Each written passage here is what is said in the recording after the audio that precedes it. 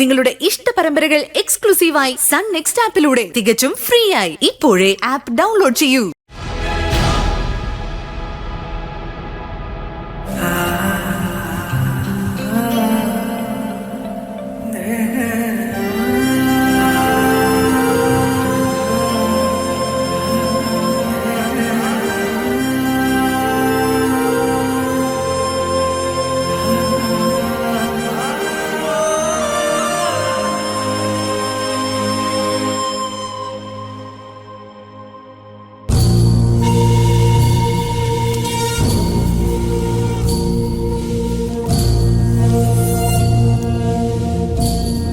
എന്ത് ചെയ്യണമെന്ന് ഒരു പിടിയും കിട്ടുന്നില്ല സുധേട്ടാ. ആ നീചനെ കൊന്നിട്ട് ഞാനങ്ങ് ജയിലിൽ പോയാലോ എന്ന് ചിന്തിച്ചു പോവാ. പക്ഷെ അപ്പോഴും നിത്യക്ക് കാര്യമൊന്നും മനസ്സിലാവില്ല. അവളെന്തെങ്കിലും കടുങ്കൈ ചെയ്യുമെന്നാ എന്റെ പേടി. അച്ഛനും അമ്മയും ഉള്ള വെന്ത് നീറി നിൽക്കുമ്പോ അവരുടെ ഉള്ളിലെ ആദിയുടെ കനലുകൾ ആളി കത്തിച്ചുകൊണ്ട് അവന്റെ ഒരു ചിരിയുണ്ട്.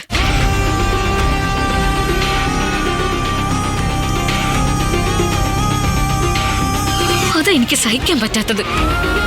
മോളെ,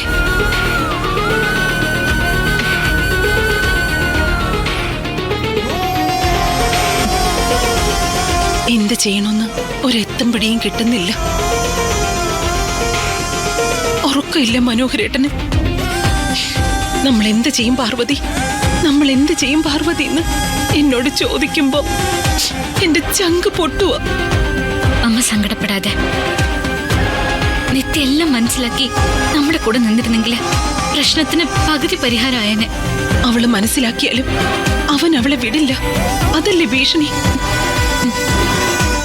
അവളോട് ഇതൊക്കെ എങ്ങനെ പറഞ്ഞു മനസ്സിലാക്കും ഞാൻ? സ്വന്തം മോളോടാണെങ്കിലും ഒരമ്മയ്ക്ക് പറയുന്നതിന് പരിധിയില്ലേ? അങ്ങ് ചത്താലോ എന്ന് ഞാൻ ചിന്തിക്കുക.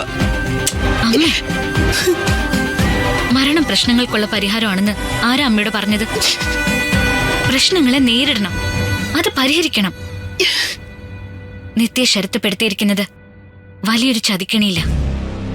ഇലയ്ക്കും മുള്ളിനും കേടില്ലാതെ നിത്യ അതിൽ നിന്ന് മോചിപ്പിക്കുന്നുള്ളത് അത്ര എളുപ്പമുള്ള കാര്യമല്ല. പക്ഷെ അമ്മ, നമുക്കത് ചെയ്തല്ലേ പറ്റൂ. അവളുടെ ഒരുപാട് പടങ്ങളും വീഡിയോകളും അവന്റെ കയ്യിലുണ്ടെന്ന മനോഹരേട്ടൻ പറഞ്ഞത് ഓർക്കുമ്പോ തന്നെ എന്റെ കൈയും കാലും വിറയ്ക്കുക. അതൊന്നും ഞാൻ പൂർണ്ണമായിട്ടൊന്നും വിശ്വസിക്കുന്നില്ല അമ്മ. നമ്മുടെ നിത്യ അങ്ങനൊരു മോശം കുട്ടിയല്ലല്ലോ അമ്മ. പിന്നെ സൈബർ യുഗമാണ്, ആർട്ടിഫിഷ്യൽ ഇന്റലിജൻസിന്റെ കാലം. ആർക്കും ആരെയും എന്തും ചെയ്യാം. ബുദ്ധി കൊണ്ട്, തന്ത്രം കൊണ്ട് അവൻ കളിച്ചത്. അതേ രീതിയിൽ നമ്മളും കളിക്കണം.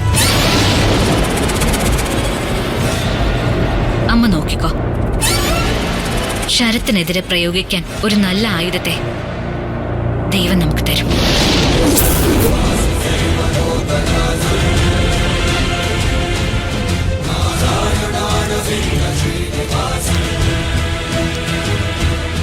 ഉടൻ വരും ഒരാൾ.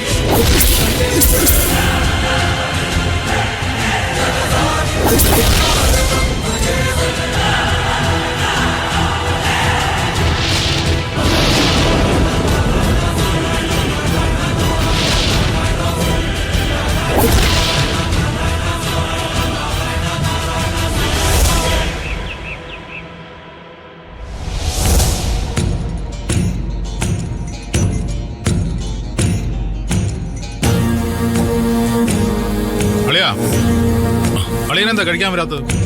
ഞാൻ വരാം. എന്തു പറ്റി അളിയാ? മുഖത്തൊരു വാട്ടം. എനിക്ക് തരാമെന്ന് പറഞ്ഞ കാശിനെ കുറിച്ച് ഓർത്തിട്ടാണ്. ഒറ്റയടിക്ക് 10 ലക്ഷം വേണ്ട അളിയ.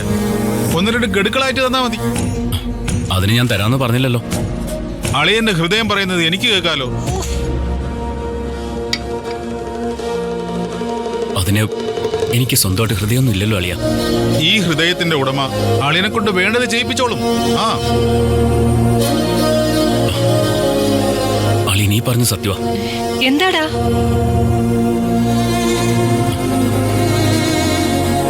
ഈ ഹൃദയത്തിന്റെ ഉടമ എന്നെ കൊണ്ട് എന്തെങ്കിലുമൊക്കെ ചെയ്യിപ്പിക്കും.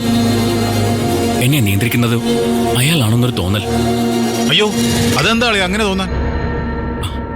ഇന്ന് വെളുപ്പിന് അയാൾ എന്റെ അരികിൽ വന്നു. ശബ്ദമേ ഞാൻ കേട്ടുള്ളൂ. അയാളുടെ അച്ഛനും അമ്മയും ഉറങ്ങാതെ കരയുന്നു.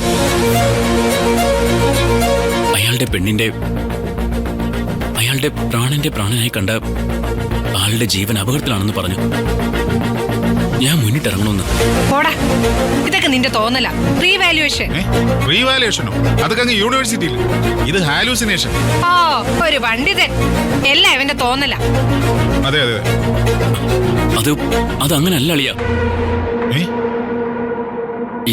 ഈ ഹൃദയം എന്ന് പറയുന്നത് ഒരു വ്യക്തിയുടെ ആഗ്രഹങ്ങളുടെയും പ്രതീക്ഷകളുടെയും കൂടാരമാ. ബാക്കി വെച്ച പ്രണയവും പ്രതികാരവും ലക്ഷ്യങ്ങളും ഒക്കെ തന്റെ ഹൃദയം മിടിക്കുന്നവനിലൂടെ അവർ സാധിക്കും. നമ്മളെ കൊണ്ട് അത് ചെയ്യിക്കും. നിങ്ങൾ പോയി കഴിച്ചോ, ഞാൻ പിന്നെ കഴിച്ചോളാം. അളിയനെ സാരമായ എന്തോ കുഴപ്പം.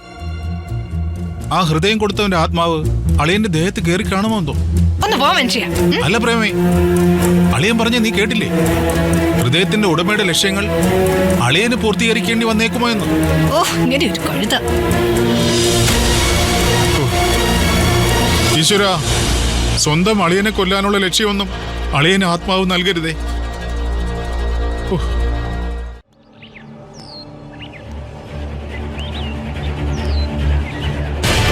റോഡ് കൊട്ടേഷൻ പൊളിഞ്ഞു. ഹിറ്റ് ആൻഡ് റൺ കേസ് ഹിറ്റായില്ല. തലയും കുത്തി വീണു. സാറേ, നമുക്കൊരാളെ കൊല്ലാൻ തീരുമാനിക്കാം, പക്ഷേ ചാവാൻ അയാളോട് തീരുമാനിക്കണ്ടേ? എന്റെ നോട്ടത്തിൽ ഡോക്ടർ നിരഞ്ജന്റെ സമയം നല്ലതാണ്. നമ്മുടെ സമയം ഇച്ചിരി മോശവും. സമയം വാച്ച് നമ്മൾ ഉണ്ടാക്കുന്നതല്ലേ ശരത്തെ? അപ്പൊ സമയം നമ്മൾ ഉണ്ടാക്കുന്നതാ. നമ്മുടെ സമയം നമ്മൾ കണ്ടെത്തണം. കൊല്ലാൻ ആർക്കും പറ്റും സാറേ, പക്ഷേ കൊലപാതകം ഒളിപ്പിക്കുന്നവനാ മിടുക്കൻ. അക്കാര്യത്തിൽ ഞാനൊരു കൊച്ചു മിടുക്കനെ. That's good. പക്ഷെ പണി നേരത്തെ തീർക്കണം. തീരും സാറേ. പ്ലാനിങ് മാത്രം പോരാ, പണി പടത്തിൽ കാണണമെന്ന്.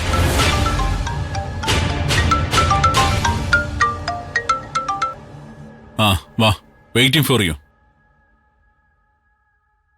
അക്ഷരയാ, ക്യൂൻ ഓൺ ദ വേ. തന്ത്രങ്ങളുടെ രാജ്ഞി വരുന്നു.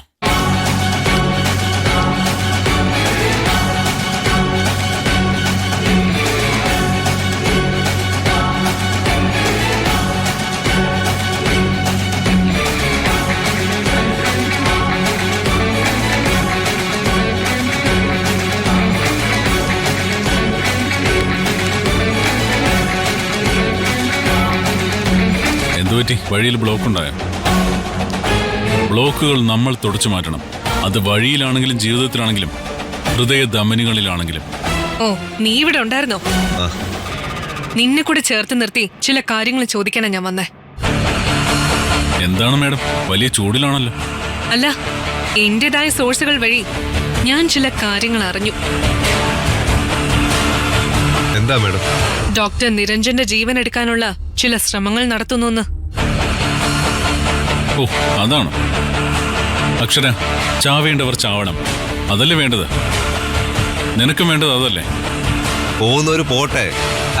അല്ലെങ്കിൽ തന്നെ ഇവിടുത്തെ ജനസംഖ്യയുടെ എണ്ണക്കൂടൽ കാരണം മഹാരാജ ആണെങ്കിലേ ഒരുമാതിരി മോഹൻലാലിനെ പോലെ ഇങ്ങനെ ചരിഞ്ഞു നിൽക്കുക. അപ്പൊ പിന്നെ ചത്ത് തീരട്ടെന്ന്.